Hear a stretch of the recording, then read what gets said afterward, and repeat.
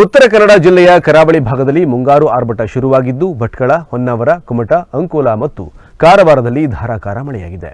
ಉತ್ತರ ಕನ್ನಡ ಜಿಲ್ಲೆಯ ಕರಾವಳಿ ಭಾಗದಲ್ಲಿ ವರುಣಾರ್ಭಟ ಜೋರಾಗಿದೆ.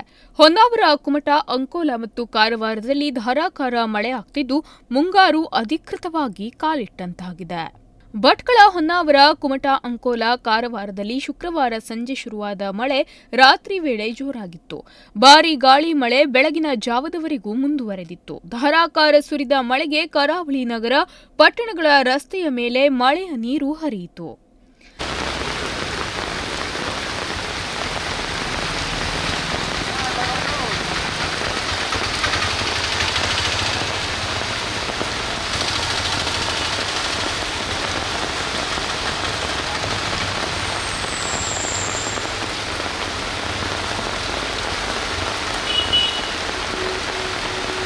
ಧಾರಾಕಾರ ಮಳೆ ಕಾರಣ ಪಟ್ಟಣಗಳಲ್ಲಿ ಜನಜೀವನ ಅಸ್ತವ್ಯಸ್ತವಾಗಿತ್ತು. ಕೊಡೆ ಹಾಗೂ ರೇನ್ಕೋಟ್ ಬಳಸಿ ಮಳೆಯಲ್ಲೇ ಕೆಲಸ ಕಾರ್ಯಗಳಿಗೆ ನಡೆದರು.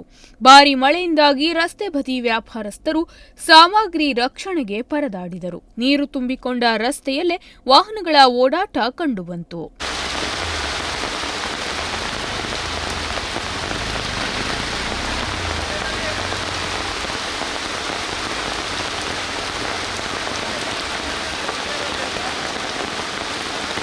ಕರಾವಳಿಯಲ್ಲಿ ಮುಂದಿನ 5 ದಿನ ಭಾರೀ ಗಾಳಿ ಸಹಿತ ಮಳೆ ಮುನ್ಸೂಚನೆಯನ್ನು ಹವಾಮಾನ ಇಲಾಖೆ ನೀಡಿದೆ. ಹಾಗೂ ಸಮುದ್ರದಲ್ಲಿ ಗಂಟೆಗೆ 45ರಿಂದ 50 ಕಿಲೋಮೀಟರ್ ವೇಗದಲ್ಲಿ ಗಾಳಿ ಬೀಸುವ ಮುನ್ಸೂಚನೆ ಇದೆ.